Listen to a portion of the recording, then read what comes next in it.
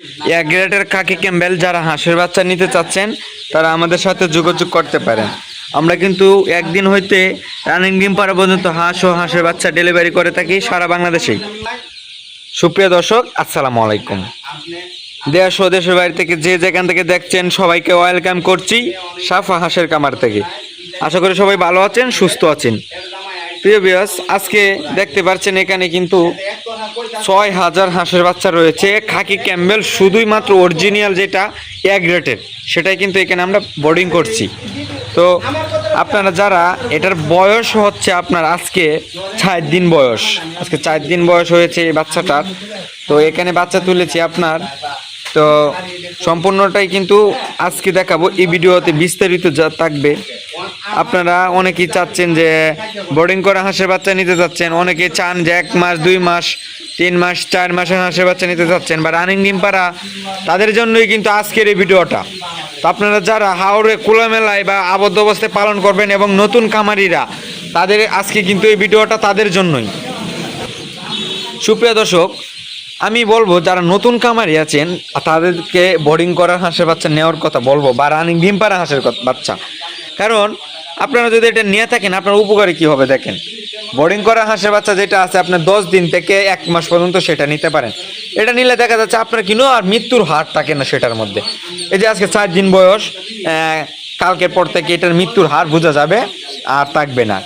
আল্লাহর রহমতে আপনার যদি কালকে পর্যন্ত যদি এগুলো আপনার না মরে, তাহলে এটার বোর্ডিং বয়স আর আশা করি ডিম পাড়া আগ পর্যন্ত সেগুলো মরবে না।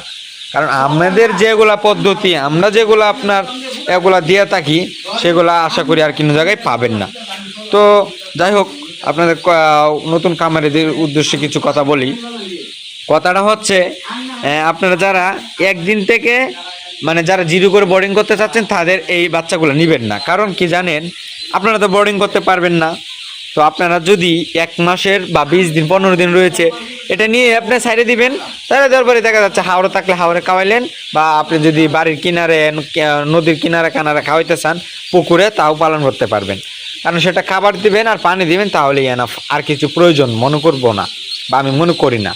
এভাবেই হাঁস পালন করা যায়। আসলে হাঁস পালন কিন্তু একটা লাভজনক ব্যবসা এবং সেটা কিন্তু একদম সহজ পদ্ধতি।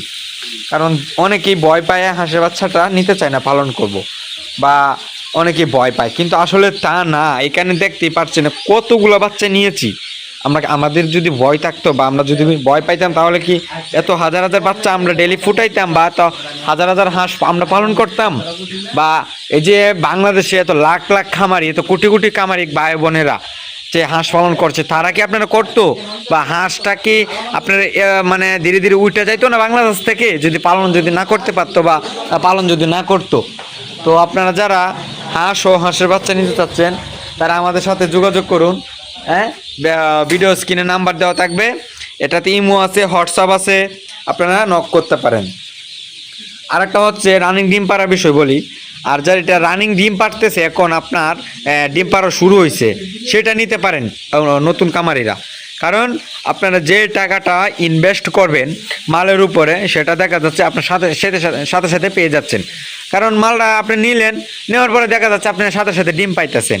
তো ডিম পাইলে দেখা যাইতেছে আপনার 4-5 ভিতরে, আপনার 4-5 মাসের ভিতরে, আপনার 2-3 মাসের ভিতরে আপনার টাকাটা উঠতে দিল, ডিম বিক্রি করে আপনি টাকাটা উড়াই আনলেন। তো আর যদি আপনারা 2 মাস 3 মাসের মালটা নেন, তাহলে দেখা যাচ্ছে এটার আপনার আরও 3 মাস 2.5 মাস পালন করা লাগবো, আপনার কষ্ট করা লাগবো, বা আরও খাওয়ানো লাগবো। আমি এটাই মনে করি যে নতুন খামারি যারা আছেন তারা কিন্তু 10 দিন 15 দিন 20 দিন 1 মাস বোর্ডিং করে এটা নিতে পারেন। না হয় নতুন যে হাঁসটা ডিম পাড়তেছে শুরু করছে সেটা নিতে পারেন। তো নতুন খামারির উদ্দেশ্যে এগুলাই কথা বলবো। আর যারা নতুন খামারিরা, এই ভিডিওতে আমি আপনাদেরকে নতুন হোক পুরান হোক, আর দর্শকরা যদি আমি ভিডিওতে যদি মনে করেন আমি ছোটো মানুষ যদি আপনাদেরকে না বুঝাইতে পারি, তাহলে আমার এই ভিডিও নাম্বার দেওয়া থাকবে ভিডিও স্ক্রিনে, এই নাম্বারে আপনারা ফোন দিবেন বা যোগাযোগ করতে পারেন।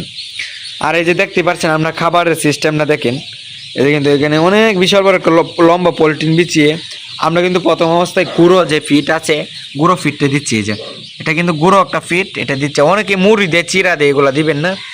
তো সবাই ভালো থাকবেন, সুস্থ থাকবেন। আসসালামু আলাইকুম।